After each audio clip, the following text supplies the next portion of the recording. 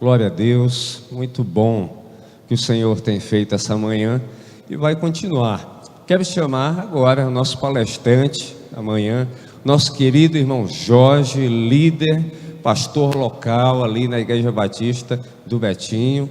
Que Deus possa te abençoar, Jorge, que você possa ser bênção nas nossas vidas e que em nome de Jesus possa sanar a dúvida, a luz da Escritura daqueles que têm necessitado e carecem diante de um tema tão importante como a sexualidade. Deus te abençoe, sinta-se em casa aqui na IBM.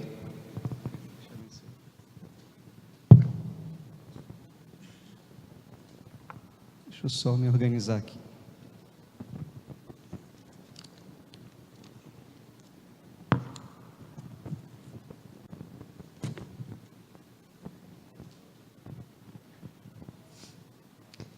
Bom dia a todos. Estão dormindo, acordando ainda em processo, né? Eu me chamo Jorge Machá, como foi apresentado.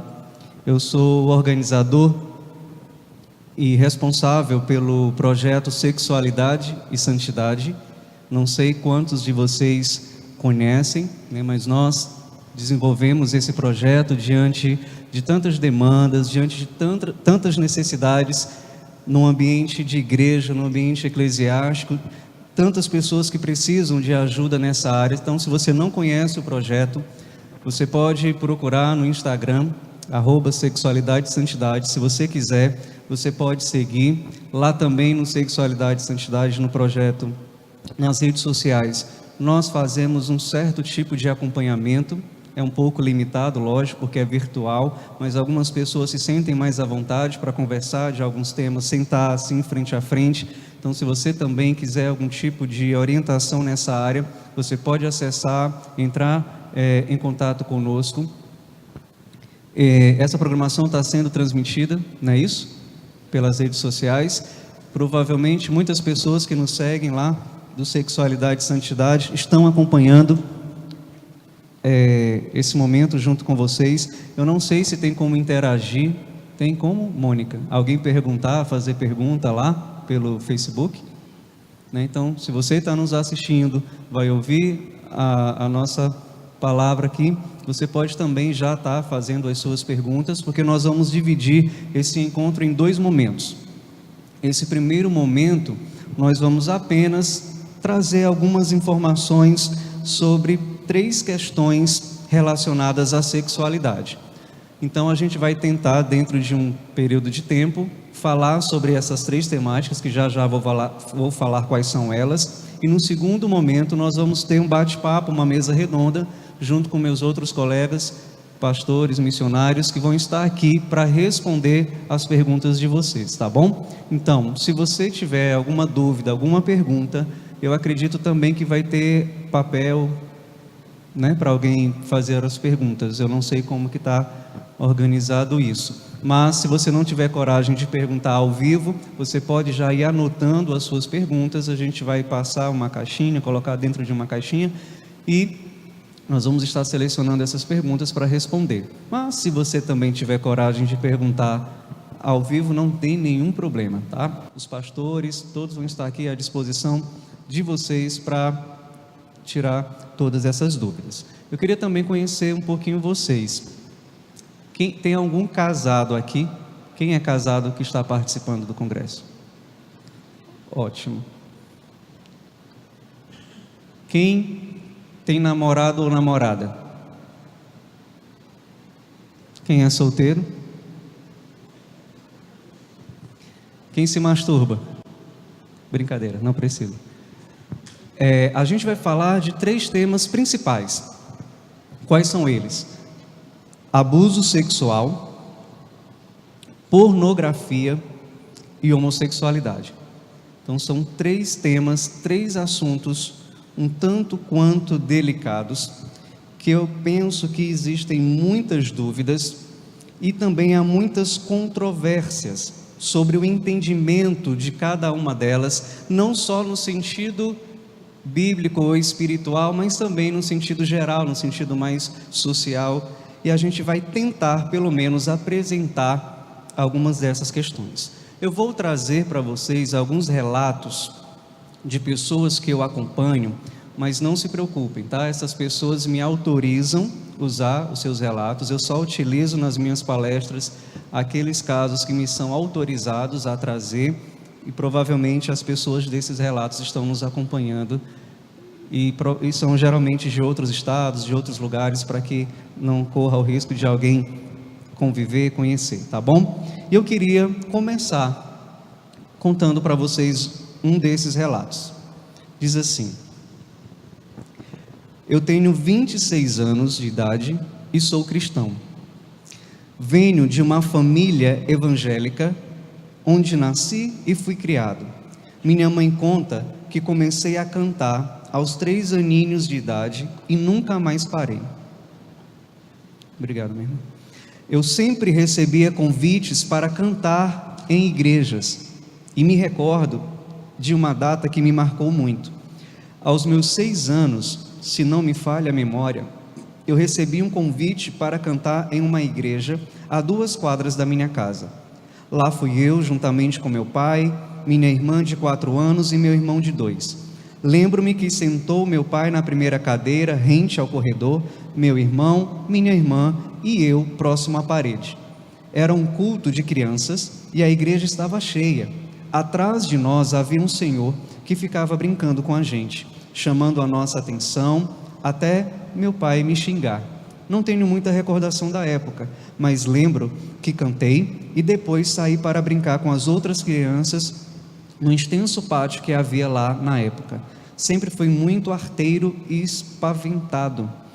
Lembra do Senhor que mencionei há pouco? Então, ele apareceu oferecendo balas para as crianças, só que não me importei e continuei brincando até que ele disse: seu papai está te chamando. Como sempre, tive muito respeito pelo meu pai, obedeci e segui para ir com o Senhor até dentro da igreja. Só que ao invés dele entrar, ele me levou para uma salinha atrás da igreja, algum tipo de secretaria. Ali naquele lugar, naquele dia, eu perdi minha infância. Ele abusou de mim. Não vou entrar em detalhes, mas eu fui abusado. Desde então, aquele menino arteiro passou a ficar retraído. Não contei para ninguém o que havia acontecido comigo naquela noite. Não bastasse isso, por volta dos meus 9, 10 anos, um dia minha mãe sentou comigo e disse que eu não era filho do meu pai. Mais um trauma. Eu não sei como reagir na época, mas devo ter questionado alguma coisa. Passei a ser um adolescente com milhares de coisas em mente, como de costume na idade. Ou fase conturbada essa. Os anos se passaram e consegui chegar aos 15. Nessa época, parece que tudo o que tinha me acontecido de ruim em toda a minha vida veio à tona e ficava martelando: eu estou aqui, eu estou aqui. Sempre vinha em minha mente a cena do Senhor abusando de mim, dos bullying que sofri, das vezes que apanhei na escola sem saber porque dos pesadelos que tinha, enfim, parecia que virou uma bola de neve. Não conseguia pensar em outra coisa a não ser nos traumas do passado. A sensação que tinha era de estar preso em um beco sem saída, com 10 pitbulls tentando me atacar. Só que ao invés deles, eu era o mesmo que me atacava. Mais uma vez, os anos se passaram e lá estavam os meus 18 anos. Entrei no exército e passei bons momentos, até que aos 20 anos lá dentro, a bomba relógio da minha vida explodiu.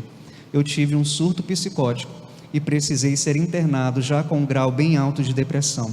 Fiquei internado durante 36 longos e intermináveis dias numa clínica de reabilitação física, mental e internação prolongada. Pensa numa fase que é impossível não lembrar. Tive vários surtos lá, tentei me matar, mas nem isso eu conseguia. Tive alta, mas quem disse que tudo voltou ao normal? O meu passado ainda estava lá dizendo: estou aqui, bem aqui. Comecei a ter contato com homens. Não sei como isso passou a acontecer, mas acredito que seja por conta do que me aconteceu lá atrás quando eu fui abusado. E hoje me destrói por dentro, porque não consigo parar com os pensamentos, sentimentos, desejos. Já tive relações com homens e mulheres muitas vezes. Eu só queria entender o porquê dessas coisas, entende? queria ser normal, como muitos jovens que se dão bem na vida, conquistou seus sonhos e que vivem. Pareço estar amarrado ao meu passado. Será que sou insignificante para Deus?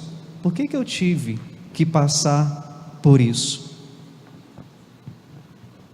E aqui termina parte do relato desse jovem de 26 anos, que hoje é membro de uma igreja cristã evangélica, que hoje é noivo com uma moça, mas que ainda hoje luta e tem problemas com todas as suas questões de vida. E a pergunta é: como receber uma pessoa assim dentro da igreja? Como cuidar de uma pessoa tão marcada? Como conduzir essa pessoa à centralidade de Cristo, uma vez que essa mesma pessoa já comunga, já faz parte desse mesmo grupo, uma vez que essa pessoa inclusive conhece os princípios espirituais que norteiam a vida de um cristão, que entende que a sua santidade também depende de como você lida com a sua sexualidade e todas as outras áreas da sua vida. E então, como lidar com essas questões dentro da igreja? Acreditem, nós conversamos com muitos jovens, com muitos adultos, com muitas pessoas que passam por diversos problemas na área da sexualidade, e acreditem, não sabem o que fazer, não sabem para quem pedir ajuda, não sabem como pedir ajuda. Quando pedem ajuda, relatam as dificuldades de ser compreendido, de ser entendido. Alguns entendem que se falarem vão ser censurados, vão ser reprovados, vão ser expulsos da igreja, ou não vão ser aceitos. E são diversos questionamentos e conflitos, que já não bastassem os conflitos da vida.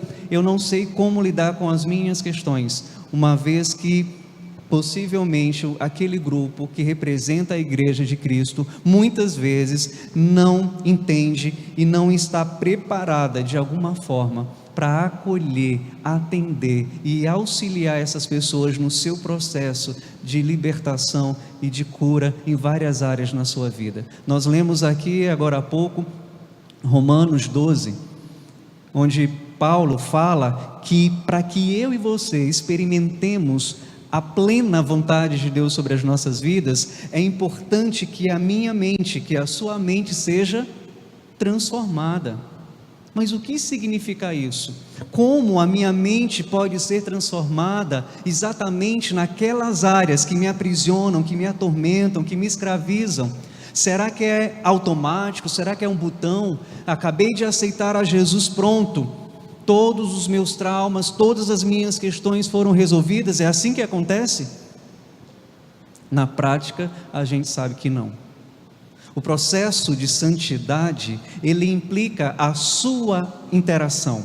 É necessário que você haja, que você interfira nesse processo de ter uma vida pura, de ter uma vida santa. Então, para que a sua mente seja transformada, é necessário que você entenda onde ela precisa ser transformada. Eu gosto muito do texto bíblico lá em Apocalipse, quando Cristo fala à igreja em Éfeso, que pede para que aquelas pessoas se lembrem do seu erro, da sua falha, do seu pecado. E o texto bíblico diz assim: lembra-te de onde caíste, arrepende-te e volta à prática das primeiras obras. E algo me chama a atenção nesse texto, porque o texto, quando Jesus vai alertar a igreja em Éfeso sobre o esfriamento do seu amor, sobre a sua atitude, ele vai dizer assim, ele não diz no texto, lembra do pecado, lembra no que você caiu. O texto diz assim, lembra onde você caiu. Quando eu vou para o onde, isso implica em toda uma ambientação, sim? Sim. Eu vou entender em que ambiente aquilo aconteceu, que fatores estavam envolvidos para que me influenciasse a pecar, a cair ou a ter alguma marca sobre a minha vida. E quando eu paro para pensar sobre aquilo me vem à memória. Lembra-te. Acreditem, há muitas pessoas dentro da igreja que nem sabem que foram abusadas e foram abusadas.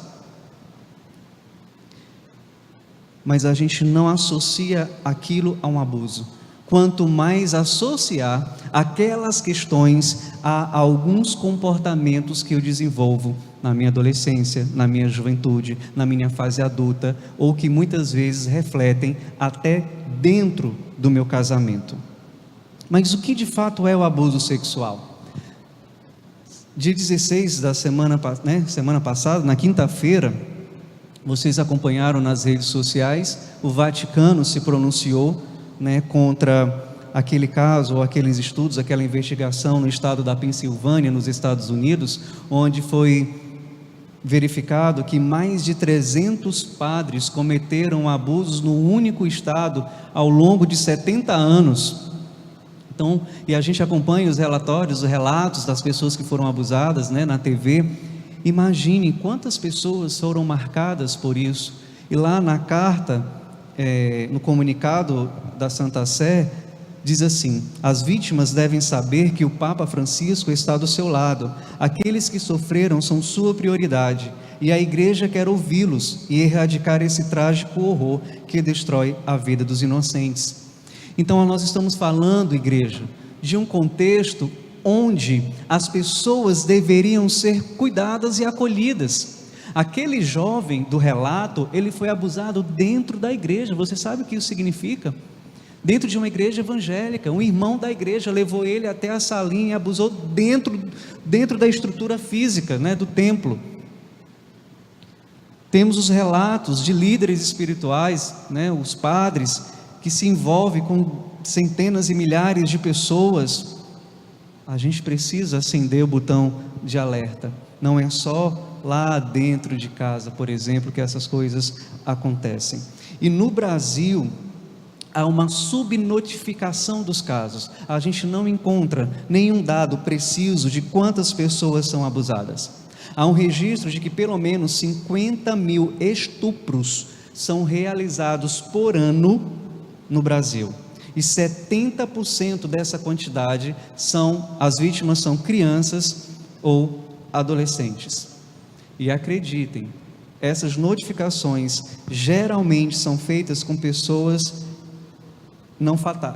pessoas fatais, pessoas que morrem ou que são muito prejudicadas com isso. Aquelas pessoas ou aqueles casos que não são fatais e que não têm muita repercussão, muitas vezes são abafados e são escondidos.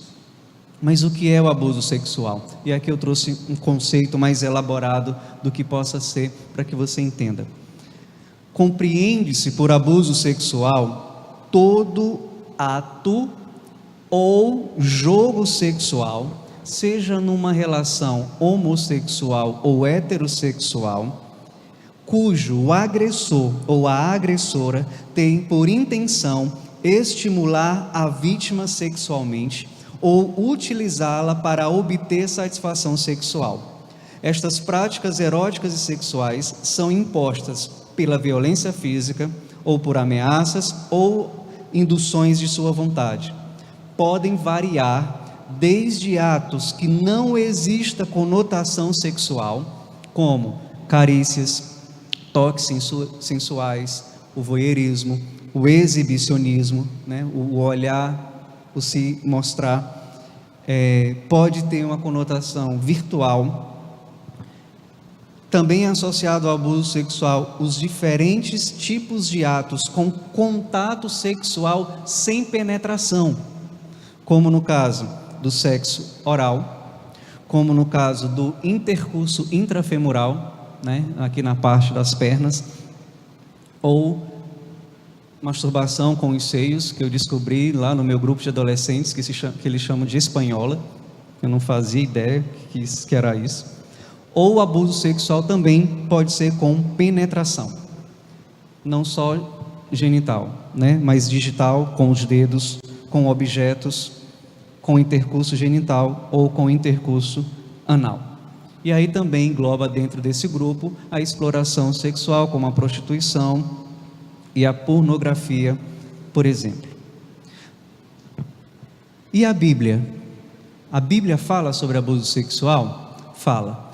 Na verdade, a Bíblia relata alguns casos de abuso sexual. O primeiro dos casos a gente encontra lá em Gênesis 34, na situação com a filha de Lia e Jacó, Diná, onde Siquém, o príncipe daquela região, a humilha, a estupra, a violenta, mas ao mesmo tempo ele se apaixona por ela. E aí ele vai tentar conciliar isso, vai tentar casar com ela, mas os seus irmãos tramam contra o seu povo e mata todo mundo. Em Juízes 19 vai falar sobre a concubina de um levita, que aconteceu uma situação semelhante àquela em que os anjos aparecem para pedir para fazer relação sexual lá com os homens lá em Sodoma e Gomorra, na região. Aqui acontece uma situação semelhante, e aquele levita oferece a sua filha virgem ou a sua concubina, e acontece que aquela concubina é abusada, e a consequência disso também foi uma guerra entre o povo de Israel e o povo benjamita. Há também o relato em 2 Samuel 13 do incesto, de Amnon com a sua meia-irmã Tamar. E a gente vê também que o resultado disso foi devastador. E a palavra de Deus também em Deuteronômio 22, do versículo 23 ao 30, eu gostaria de ler. Diz assim: se houver moça virgem, desposada, e um homem achar na cidade e se deitar com ela, então tereis ambos à porta daquela cidade, os apedrejareis até que morram. A moça porque não gritou na cidade, e o homem porque humilhou a mulher do seu próximo, assim eliminarás o mal do meio de ti. Porém, se algum homem no campo achar moça desposada e a forçar, e se deitar com ela, então morrerá só o homem que se deitou com ela. A moça não farás nada, ela não tem culpa de morte, porque como o homem que se levanta contra o seu próximo e lhe tira a vida, assim também é este caso. Pois a achou no campo, a moça desposada gritou, e não houve quem a livrasse. Se um homem achar uma moça virgem que não está despojada e a pegar e se deitar com ela e forem apanhados, então o homem que se deitou com ela dará ao pai da moça 50 ciclos de prata, e uma vez que a humilhou lhe será por mulher. Não poderá mandá-la embora durante a sua vida. Nenhum homem tomará sua madrasta e não profanará o leito do seu pai. Então aqui a gente tem uma certa orientação acerca de uma situação de abuso sexual, por exemplo. A Bíblia, ela não fala muita coisa sobre, ou aliás, eu não encontrei nada que falasse sobre como a pessoa abusada é marcada, ou como ela lida com o abuso. A gente lê sobre as consequências sociais, de uma forma mais ampla do que acontece a partir dos relatos aqui listados, mas como aquela pessoa que é abusada lida com o seu abuso, a gente não tem nada muito específico, mas a gente encontra princípios para cuidar biblicamente orientando essas pessoas.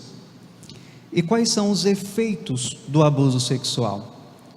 São diversos, são os mais variados e possíveis que você puder imaginar. Segundo as pesquisas, a maior proporção de abusos são incestuosos, ou seja, realizados por pessoas, por familiares, geralmente, segundo as pesquisas, pelos pais e padrastos. Mas isso não quer dizer que só homens abusam sexualmente.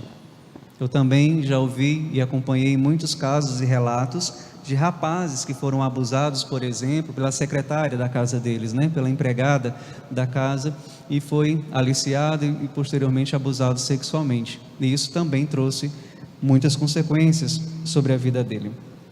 A maioria dos abusos sexuais, eles acontecem na fase da infância e da adolescência. E o que acontece? Esse período de vida, ele é crucial, ele é vital no meu desenvolvimento humano. Por isso que é tão marcante, por isso que quando acontecem situações como essas, podem trazer traumas e marcas profundas sobre a minha vida. Isso quer dizer que todo mundo que é abusado sofre da mesma intensidade? Não, de forma alguma. Algumas pessoas sentem o trauma de uma forma bem intensificada, outras pessoas não, outras pessoas lidam de uma forma melhor com a situação. E para que isso aconteça, existem vários fatores, como por exemplo, a idade que essa pessoa foi abusada, interfere ou não interfere em como ela significa isso? A duração do abuso, por quanto tempo durou esse abuso? Às vezes, pessoas são abusadas por 20, 10, 15, não sei quantos anos pelo mesmo abusador. Interfere também nessas marcas o grau da violência aplicada no momento do abuso ou a ameaça à violência. Interfere também a diferença de idade entre o abusador e a vítima. A gente estava até conversando com os colegas pastores que é comum, ou era comum, não sei, os rapazes terem a sua iniciação sexual entre os próprios rapazes, né? Não como uma forma de uma relação homossexual, digamos assim, propriamente dita, mas como experiência sexual mesmo, né? E nessa situação não deixa de caracterizar uma situação de abuso em algumas circunstâncias, né? Interfere também quão estreito é a relação entre a pessoa abusada e o abusador. Interfere também sobre as figuras parentais próximas a esta pessoa para lhe oferecer proteção, cuidado. Então a dinâmica familiar, como a família reage e age diante daquela situação do abuso, também vai fazer diferença nas consequências. E o grau de segredo.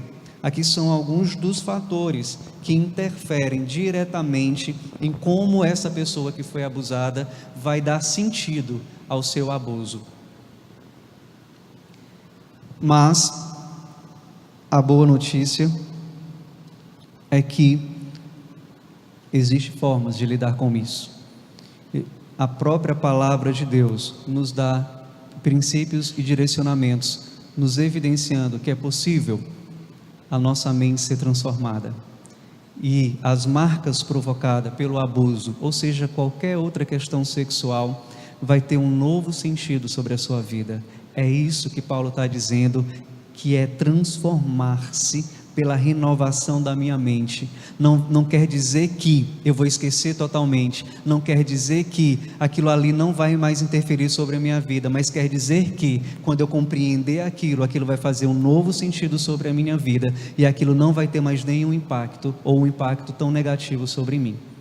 Isso é mudar a nossa forma de pensar sobre algo, por exemplo, que aconteceu comigo. A gente não vai detalhar muito porque a gente não tem muito tempo. Vamos agora então para... Vocês preferem logo a pornografia ou a homossexualidade?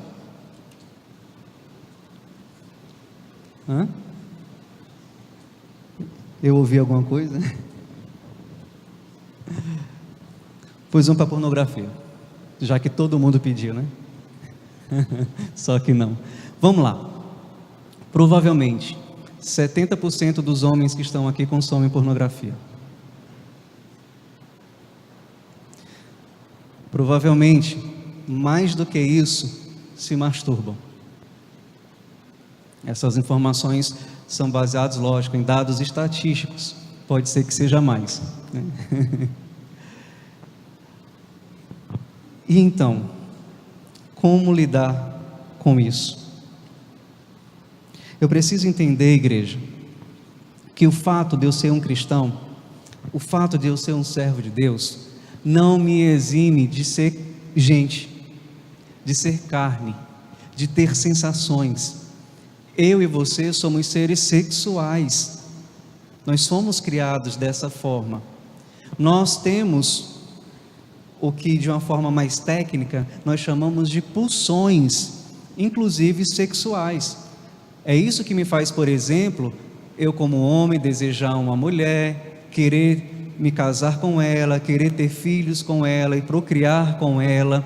Então, se eu não tivesse um movimento sexual para isso talvez não seria possível, ou seria feito talvez de uma forma um pouco que meio que mecânico. Então, o fato de você ser cristão, a propósito, há alguém aqui que não participa de nenhuma igreja evangélica? Tem alguém? Mais alguém além dele? Ela? Pronto. Só temos 2 pessoas. Faz parte de alguma outra religião?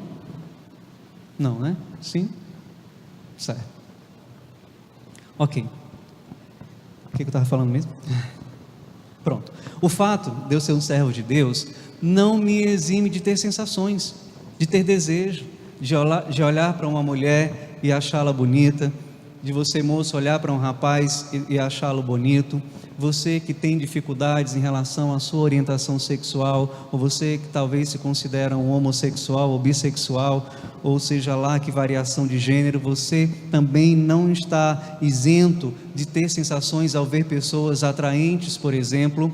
A questão é, enquanto cristão, como eu lido com o meu desejo, como eu lido com as minhas vontades, como eu lido com as minhas pulsões sexuais. É aquilo que a gente fala. Sexo é pecado? Sim ou não? Quem acha que não é pecado, levanta a mão. Quem acha que sexo é pecado? Quem não acha nada? Depende, né? Sexo não é pecado, mas dependendo de como ele é realizado ou entendido, ele pode se tornar pecado? Pode. Eu preciso entender que esse é o parâmetro do reino. Nós estamos aqui falando dentro da proposta da sexualidade no reino.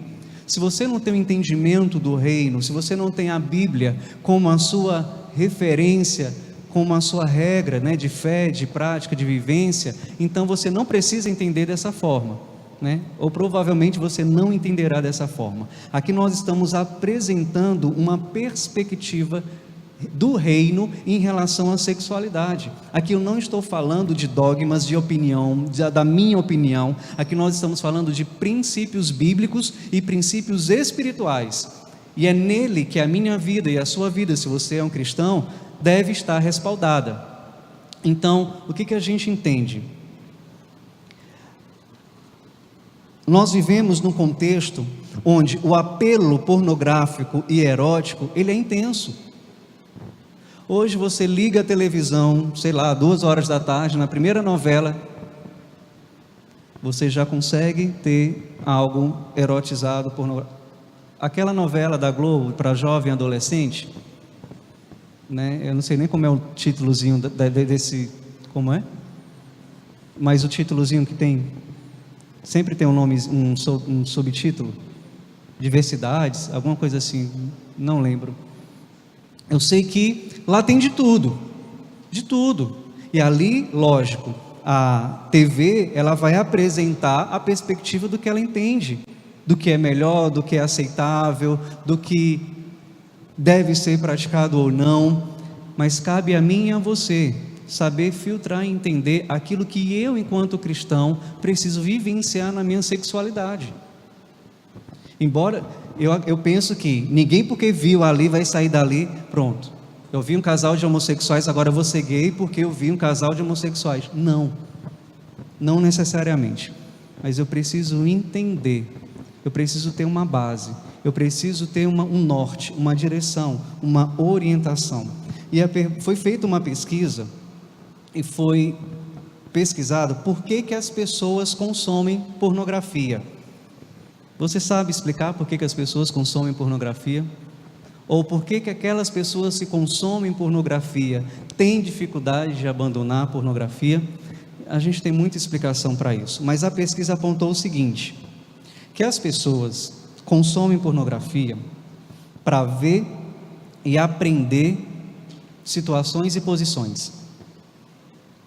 Diz a pesquisa que as pessoas consomem pornografia para sentir prazer livre e individual, também para proporcionar uma criação compartilhada. Outros usam como uma válvula de escape, quando estão desiludidos, quando estão em solidão, ou quando estão ansiosos, ou quando estão carentes. Aí foi pesquisado também que razões faz com que essas pessoas se engajem no consumo da pornografia. Para alguns é um sexo explícito, higiênico e bem cuidado. Outros entendem que a internet facilita e oferece tudo.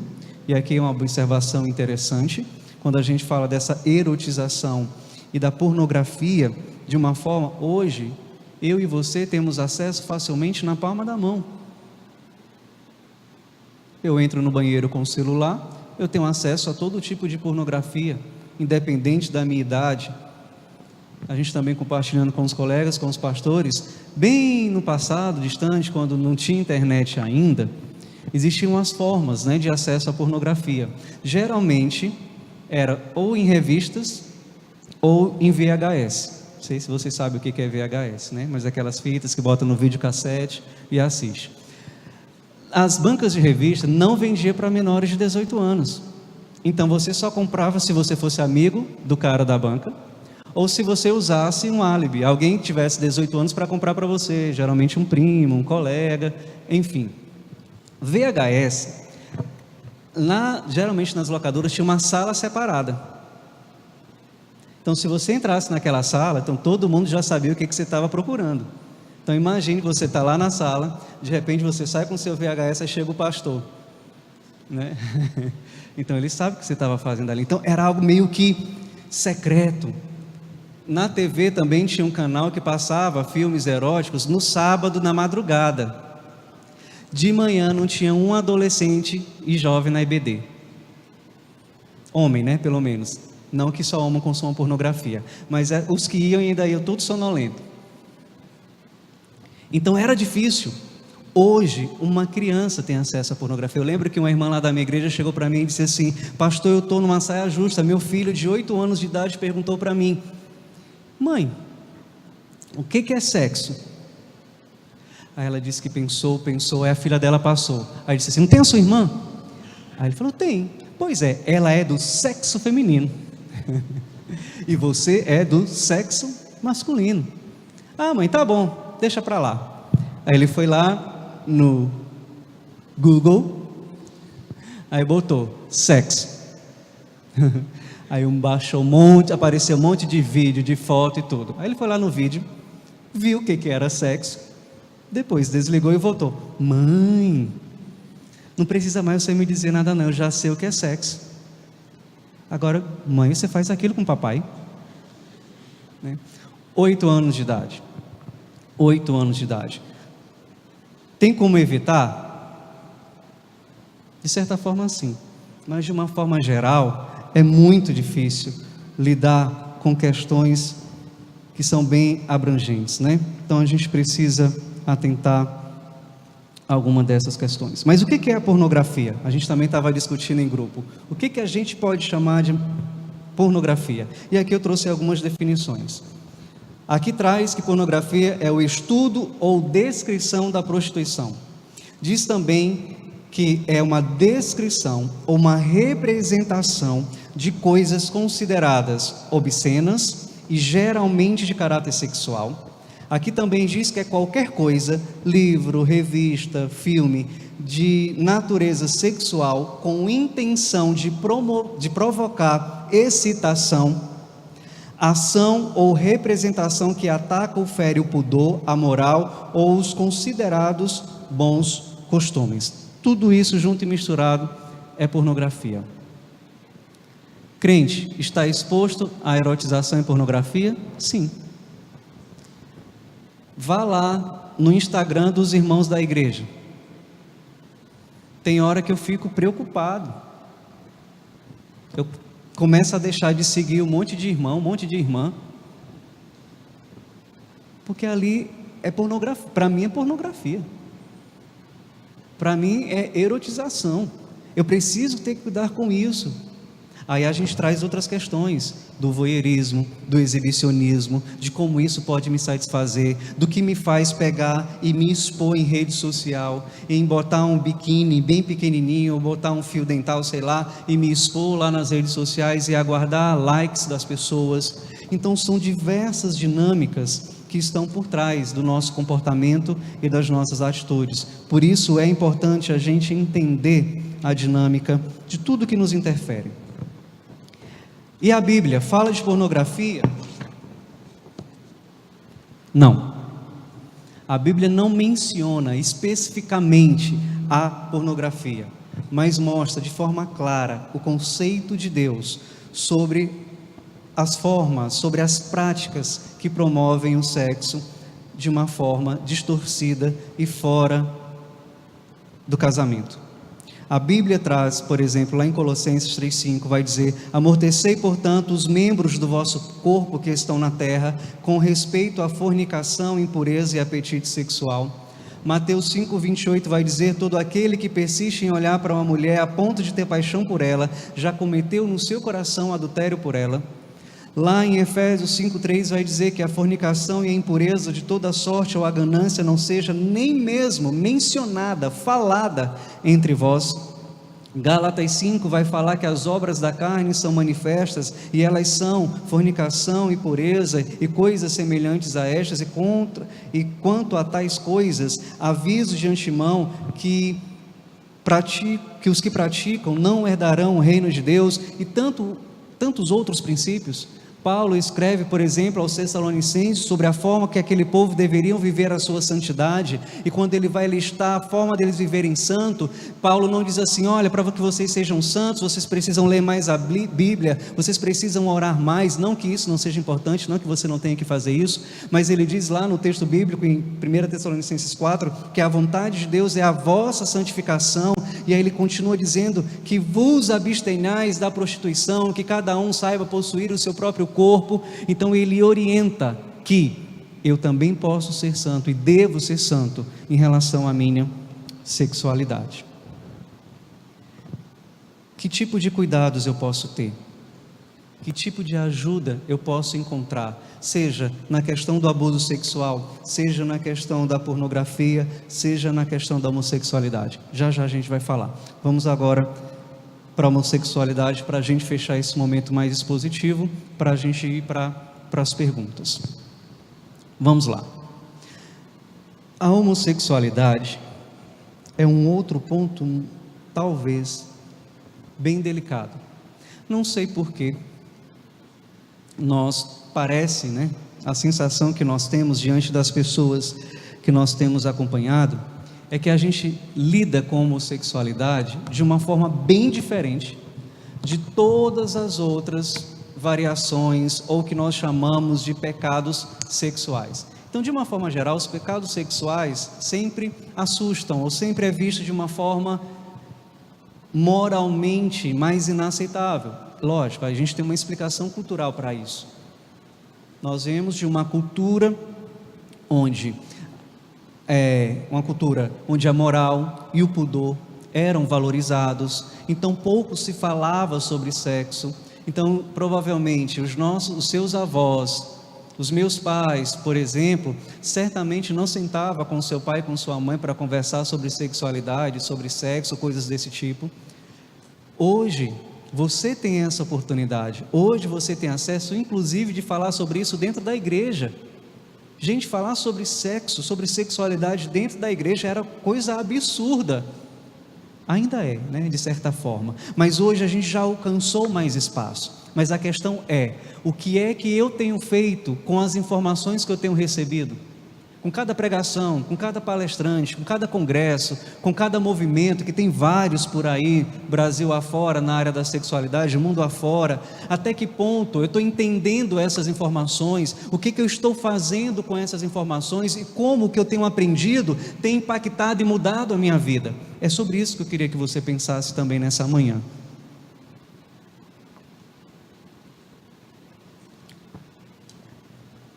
Em relação à homossexualidade, são várias as perguntas. A homossexualidade especificamente é uma área que eu tenho pesquisado de uma forma mais profunda. Por quê? Todo o projeto do Sexualidade e Santidade, ele começou porque um jovem, há aproximadamente 20 anos, me procurou. Ele era um jovem da nossa igreja, na época eu era líder de adolescentes, e ele me procurou e disse assim: Jorge, eu tenho algo muito sério para te dizer, mas eu só vou dizer lá no acampamento. Tudo bem. Eu nunca imaginei o que ele ia compartilhar, o que ele ia contar. Fomos ao acampamento, Aí geralmente os homens dormem juntos, né? E as mulheres juntas, só que os homens separados das mulheres. E ele armou a rede dele do lado da minha. Passou o primeiro dia, ele não teve coragem. O segundo dia não teve coragem. Quando foi no penúltimo dia, ele chegou para mim e disse assim: Jorge, eu quero te dizer que eu sou gay. Então, há 20 anos, não era algo tão conversado, tão falado, tão exposto, e dentro da igreja nem se fale. E ele começou: não tem um irmão fulano de tal? Pois é, já. Não tem um irmão casado com a irmã tal? Pois é. Ele chegou a abusar de uma adolescente e de um junior. Ele chamou um dos nossos colegas para a casa dele, ele fazia judô, e aí ele imobilizou, com os golpes lá de judô, imobilizou, amarrou as pernas e as mãos dele, puxou as calças dele e fez sexo oral nele. E aí teve também uma outra criança, né, que ele levou para a casa dele, era da igreja também, era vizinho dele, e ele abusou sexualmente dessa criança. E aí foi uma confusão quando a igreja descobriu, enfim. E ele trouxe isso. E eu devia ter aproximadamente uns 15, 16 anos, sei lá. Fiquei com aquela informação, com a bomba na mão, e o que eu faço? Eu pensei: se eu disser para alguém, ele não vai mais confiar em mim e ele não vai me contar. Mas se eu não disser para ninguém, ele pode continuar se envolvendo com as pessoas da igreja, e eu não tenho como ajudar. Aí pensei: vou conversar com o pastor. Fui até o pastor: pastor, o que eu faço? Aconteceu isso, fulano me procurou, disse isso. Aí ele: tem uma ideia, nós vamos ensinar ele a ser homem. Agora ele vai ser o conselheiro dos embaixadores do rei. Na denominação batista, os embaixadores do rei é tipo os escoteiros, né? Na igreja católica, só que é só para homens. Aí eu pensei: Jesus, como é que a dificuldade dele é com homens, e eu vou jogar ele? Não deu outra. Ele ia para os acampamentos, aí ele ficava no banheiro, observando os colegas tomarem banho. E aí depois que o pastor percebeu a besteirada que ele fez, disse: vamos afastar ele da igreja, do convívio das pessoas. Aí mandou ele para a casa de uma tia dele, que tinha um salão lá de uma denominação afrodescendente. E aí foi que o negócio desandou mais ainda. E até hoje ele, né, assumiu a sua homossexualidade e vive com outra pessoa e seguiu a vida dele. A questão é: dentro da igreja existem homossexuais? Dentro da igreja existem pessoas que lidam com questões em relação à sua orientação sexual? Acreditem, tem, não é pouco não. E a pergunta é: o que a gente faz diante disso? Como é que a gente vai acompanhar e lidar com isso, uma vez que o que eu entendo que a minha fé diz que isso é compatível? Como então lidar com isso? Quando alguém chega para você e diz: mas eu nasci assim, desde que eu me entendo por gente que eu sou assim, não tem como mudar, é algo que eu nasci com isso. Digamos que um transexual que fez a operação, mudou, né, o seu sexo, tá, botou seio, aquela coisa toda, se converte. E aí? Como é que você vai orientar espiritualmente essa pessoa? Entende? A gente tem que pensar sobre isso, porque a igreja está na contramão do mundo, mas a igreja está incluído nesse mundo, e eu preciso lidar com as questões que me apresentam. E como a gente tem lidado com isso? Então, a partir desse jovem, eu comecei a pesquisar, a tentar lidar com isso, a ouvir pessoas que traziam sua angústia, o seu sofrimento, segundo essas pessoas, por causa da sua orientação sexual. E hoje eu acompanho no Sexualidade, acreditem, muitas pessoas que não são cristãs, que não têm nenhuma religião, que não têm nenhuma fé, e diz assim: será que eu posso deixar de ser homossexual? E aí vem as questões polêmicas, né? A questão da reorientação sexual, é possível? A questão da cura gay, né, como pejorativamente anunciaram. E aí nós temos a sensação de que a igreja, que os cristãos fazem uma caça às bruxas. Ah, tu é homossexual, pô, tu vai para o inferno, sai daqui. E não é isso que a igreja faz. Não é isso que nós propomos. Mas se eu, enquanto servo de Deus, entendo que os meus princípios espirituais me dão uma direção do que eu devo fazer e ser, eu posso me esforçar ou não para aquilo. É aquilo que eu creio, é aquilo que eu entendo. Então eu preciso entender que nós, como igreja, não estamos aqui para ficar, bora, você vai deixar de ser homossexual. Não. Nós aqui como igreja estamos para lhe ouvir, para lhe acolher e lhe entender. O que eu vejo muito na minha experiência prática com as pessoas que eu acompanho é que todas elas não sabem explicar ou dizer por que elas são assim. Aí o que é mais fácil eu dizer? Eu nasci assim. Se eu não sei explicar, se eu não sei que tem uma fonte, ok. Quais são as teorias existentes para explicar a homossexualidade ou a etiologia da homossexualidade? São várias. Existem conjecturas, teorias pela religião, existem teorias pela ciência, existem teorias para tudo quanto é lado. Mas o que é fato? Nenhuma delas tem uma comprovação 100% autêntica e fidedigna. Todas elas estão em processo de investigação. Mas, na minha experiência prática, eu vejo algo repetindo muitas vezes. Vamos lá. Algumas possibilidades. Há quem pense que o abuso sexual seja uma porta para a homossexualidade.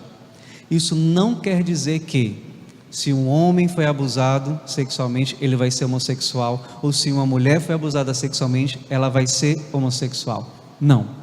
Mas, se você conversar com muitas pessoas que lidam com essas questões, quase todas elas sofreram algum tipo de abuso sexual, seja com intercurso genital ou não.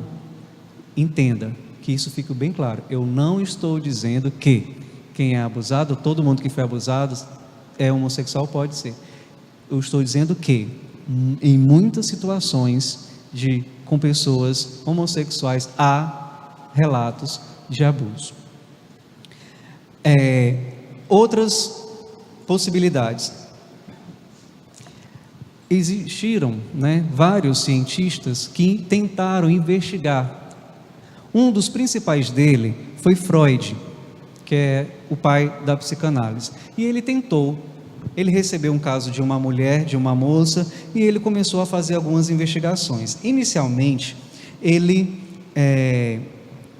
colocou a homossexualidade dentro do que a psicanálise chama de perversão. Aí eu preciso entender que a perversão, no sentido da psicanálise, não é a mesma perversão que eu entendo coloquialmente, informalmente, tá bom? Então, a perversão no sentido psicanalítico tem uma conotação e uma relação direta com a sexualidade, No nosso caso mais abrangente, a perversão é muito mais ampla, muito mais global. Depois ele começou a observar, que não faz muito sentido entender dessa forma. E aí ele começa a relacionar a homossexualidade, por exemplo, a fixação com a mãe.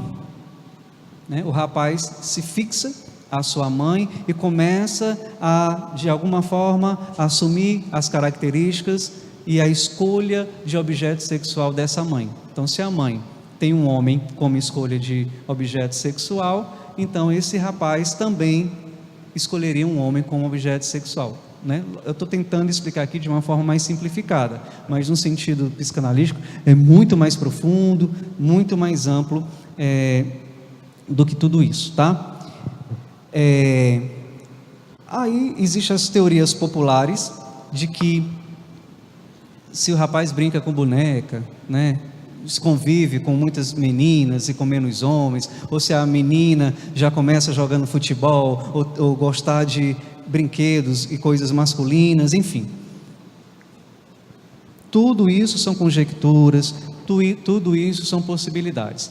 O que resumindo, a própria ciência, o próprio senso comum entende? Eu vou trazer para você no caso masculino. O que se entende? Que no processo de desenvolvimento humano, eu e você, naturalmente, desenvolvemos uma relação com os nossos primeiros parentes, né? Nosso pai e a nossa mãe. Então, quando eu e você nascemos, nós temos uma relação simbiótica com a nossa mãe, sim? É como se eu e a minha mãe fosse uma coisa só. O bebê é uma extensão dessa mãe. Então a mãe tem aquela sensibilidade. Você chorou, a mãe sabe, eita, esse choro aqui é de fome. Ah, não, ele está com dor de barriga. Não, ele está com isso. Então é uma relação tão próxima, tão íntima, tão simbiótica, que essa criança passa a ser uma extensão dessa mãe. Só que essa criança, seja ele homem ou seja ela mulher, ele vai crescendo e vai entendendo que a mãe, na verdade, não é ela, é um outro. E essa estrutura vai se formando, vai se organizando dentro do processo de desenvolvimento. E dentro desse processo aparece uma outra figura. Quem é a figura? Paterna. E esse pai, ele entra e assume uma outra posição. Uma posição de lei, de norma. Aí o que se entende? Se esse desenvolvimento ele vai seguindo uma sequência meio que continuada, espera-se que essa criança, seja ele homem ou mulher, vá conseguindo desenvolver uma vida mais, digamos assim, dentro de um equilíbrio. Quando esse processo ele é enviesado, ele é quebrado, isso vai trazer consequências. Converse com homossexuais do sexo masculino e veja como é a sua estrutura familiar. A maioria não tem pai, os pais são separados, foram criados só pela mãe, foi criado só pela avó, etc, etc. Ou seja, faltou essa presença de lei. O que de uma forma geral a ciência quer apontar? Que essa presença não obrigatoriamente precisa ser um homem. Digamos, se duas mulheres são casadas e têm um filho, se uma exerce uma função de proteção e de cuidado e o outro de lei, então é como se aquela criança estivesse desenvolvendo essa percepção de regra, de lei. Mas a gente não vai entrar nesse mérito agora, tá? Vou tentar ser o mais simplista possível. E dentro da homossexualidade feminina, acontece também um processo semelhante. Então o que acontece? De um rapaz, falta a figura do homem, ele se liga à figura da mulher, se identifica com uma mãe e deseja o mesmo objeto sexual dessa mãe. E o caso da mulher é como se ela tivesse um problema mal resolvido com o pai. Então, ela, de alguma forma, entende que pode se relacionar amorosamente com a ausência dessa figura. E se você observar também, as garotas homossexuais têm uma certa dificuldade de relacionamento com a mãe. E aqui a gente está explicando não no sentido espiritual, tá, gente? Aqui a gente está explicando no sentido mais, digamos assim, psicológico, psíquico. Então, essa menina geralmente tem um problema, uma questão com a mãe. Porque aquela mãe é aquela mulher que de alguma forma satisfez a figura do homem do seu pai. Pronto, fechou. Agora vamos para a perspectiva bíblica. O que a Bíblia diz sobre a homossexualidade? Ponto. Pecado. Fechou. O mais próximo de um conceito da homossexualidade, nós encontramos em Romanos capítulo 1, quando Paulo, pela primeira vez, vai abordar inclusive a homossexualidade feminina. Então, lá ele diz, em Romanos 1, que é uma forma não natural de se relacionar, onde homens se relacionam com homens e mulheres se relacionam com mulheres. Então aqui a gente tem o mais próximo de um conceito, porque a Bíblia, ela não se propõe a explicar. Por que alguém é homossexual? Você não vai encontrar na Bíblia a explicação, ele é homossexual porque isso, aquilo, outro. Por que alguém é mentiroso? Por que alguém é fofoqueiro? Então a Bíblia, ela não vai se ocupar, de certa forma, a explicar. Mas a Bíblia, ela vai me trazer princípios sobre aquilo que está exposto a mim e a você. E para a Bíblia, a homossexualidade é um pecado. Se é um pecado, eu preciso lidar com a homossexualidade como eu lido com qualquer outro pecado. Quer dizer que, só para encerrar, eu vou dizer aqui o que, em poucas palavras, o que a Bíblia traz e o que a psicologia traz, de certa forma, de uma forma mais generalizada. Em poucas palavras, alguns entendimentos na psicologia julgam que a homossexualidade é produto de identificações e da insondável escolha de gozo de determinados sujeitos. O que isso quer dizer? Que de uma forma geral, a homossexualidade está diretamente relacionada com as nossas identificações no nosso processo de desenvolvimento, com o pai, com a mãe, com o homem, com a mulher. E ele fala aqui também como o gozo do sujeito de escolher o seu objeto, a sua orientação sexual, e aqui ele coloca como sendo insondável, incapaz de ser penetrado e entendido. Isso na perspectiva mais científica. Na perspectiva espiritual, em poucas palavras, a Bíblia julga que a homossexualidade é um pecado, que interfere na minha forma natural de me relacionar com outro ser humano, e também é passível de libertação como a outro pecado qualquer. Isso não querendo significar que não vá ter lutas durante o processo e pós-processo. Então eu preciso entender que eu posso lidar com a homossexualidade? Posso. Eu gosto muito da explanação do pastor Lisânias Moura, que ele traz a homossexualidade em 3 níveis: no nível do pensamento, no nível de desejo e no nível da prática. Então, a homossexualidade é só quem se relaciona com alguém do mesmo sexo? É só alguém que tem uma relação mesmo física com um homem com outro, ou a mulher com outra mulher? Ou aquela pessoa que só deseja? Eu nunca me envolvi com outro homem, mas eu olho para um homem, tenho vontade, eu tenho um desejo, eu quero estar, eu penso em me relacionar sexualmente, ou eu consumo pornografia homossexual, por exemplo, eu quero ver outros homens se relacionando com outros homens, enfim, ou mulheres da mesma forma, com a mesma intensidade. Então, cada um desses níveis também exige um cuidado espiritual especializado, específico, um aconselhamento bíblico muito bem orientado. Então, como intervenções, eu quero sugerir: procure um cuidado especializado. Procure o seu líder, procure o seu pastor, procure o seu líder de célula, procure alguém da sua confiança na sua igreja, que você tenha liberdade, que aquela pessoa vai saber lhe acolher e lhe ouvir. Procure um mentor, alguém para lhe mentorear no seu processo de cuidado. E se necessário for, procure também ajuda clínica, porque nem tudo é só espiritual, nem tudo. Os efeitos de um abuso podem trazer consequências emocionais, e você precisa lidar com a medicação, por exemplo. Então, não é porque eu sou crente, então eu não vou, Deus vai me curar sozinho e acabou. Não que Ele não possa fazer isso, Ele pode todas as coisas, mas Ele também atribui, a pessoas, a homens, o cuidado integral, corpo, alma e espírito. Amém? A gente vai encerrar agora esse momento, passo a palavra para o pastor Ramon, e a gente vai ter um segundo momento na mesa redonda. Bom dia. Aqui é bom que sempre vai passar a palavra para o pastor Ramon, não importa qual Ramon, então essa frase é tranquila. Então, queremos agradecer, inclusive ao pessoal aí que está assistindo. Sim, temos pessoas assistindo em casa. Nós vamos voltar daqui a alguns minutos